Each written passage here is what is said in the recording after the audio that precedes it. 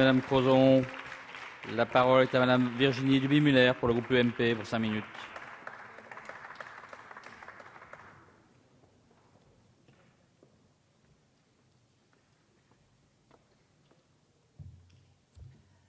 Monsieur le Président, Madame la Ministre, Mesdames et Monsieur le rapporteur, Mesdames, Messieurs, chers collègues, liberté, égalité, fraternité.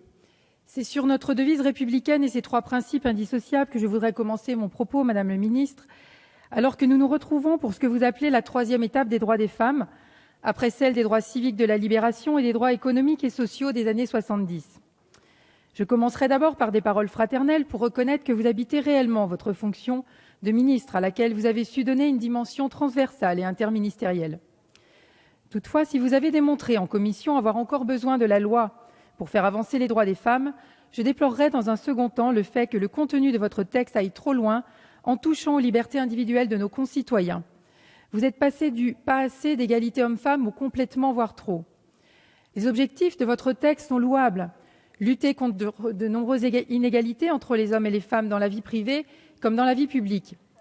Qui oserait s'opposer en 2014 à ce combat lorsque l'on constate que 80% des tâches domestiques continuent à être assurées par des femmes? Un écart de rémunération de 27% sépare toujours aujourd'hui les hommes et les femmes, lesquels constituent 80% des salariés à temps partiel. Il n'y a encore que 23% de femmes dans les conseils d'administration des entreprises du CAC 40, malgré la loi Copé-Zimmermann. Nous ne sommes que 26% des femmes à être députées et on me demande encore d'ailleurs fréquemment qui garde ma fille âgée de 2 ans. Seuls 14% des femmes sont mères. Votre texte va donc dans le même sens que la politique volontariste qui a été menée par la précédente majorité. Votre projet de loi cadre consiste en une approche intégrée de l'égalité et comporte ainsi un nombre important de mesures sans grande cohérence les unes avec les autres, le Sénat ayant largement contribué à faire de votre texte un projet de loi fourre-tout en votant 40 articles additionnels aux 25 articles initiaux.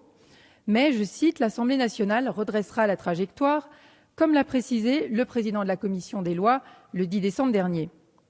Nous allons donc essayer de revenir à l'essentiel de votre texte. Les dispositions relatives à la protection des femmes contre les violences et les atteintes à leur dignité ont particulièrement retenu mon attention, bien que je considère que l'article 17 aille trop loin. La loi du 9 juillet 2010 relative aux violences faites spécifiquement aux femmes avait comme principale innovation la mise en place de l'ordonnance de protection. Votre article 7 a pour objet de l'améliorer avec des dispositions permettant d'assurer en urgence la protection des personnes victimes de violences de la part de leurs conjoints, de leurs partenaires d'un pacte civil de solidarité ou de leurs concubins. Les améliorations proposées sont nombreuses et on ne peut que s'en féliciter. Téléphone portable d'alerte grand danger généralisé dans le cas de violences conjugales mais aussi de viol, suppression de la médiation pénale dans les cas de violences conjugales, éviction systématique du domicile du conjoint violent. L'article 6 est aussi une avancée importante. Je reçois encore beaucoup trop de femmes à ma permanence qui ne reçoivent pas la pension alimentaire qui leur est due. Mais Madame la Ministre, je voudrais revenir sur une autre mesure forte de votre projet de loi, la réforme du congé parental, mesure sujet à controverse. L'article 2 vise non pas à encourager mais à contraindre les couples à répartir différemment le congé parental. Or, n'en déplaise à mes collègues, cette mesure, dont l'objectif est d'impliquer davantage les pères et de ne pas tenir les mères trop éloignées trop longtemps du marché du travail, a finalement des effets pervers.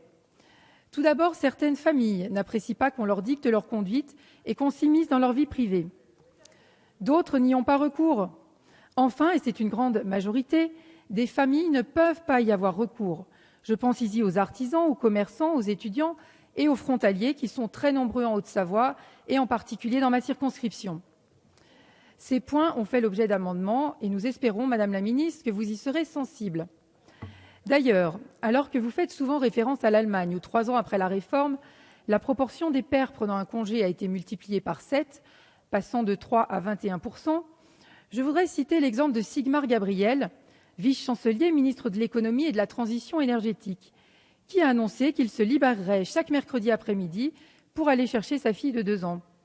Ce choix relève bien de la sphère privée, d'une volonté personnelle, d'un arrangement individuel et non pas d'une loi. Pourquoi vouloir légiférer coûte que coûte dans un domaine qui relève des choix personnels et familiaux? Il en est de même dans le cadre de la lutte contre les stéréotypes avec vos abécédaires de l'égalité. Le D de déconstruire me laisse sceptique.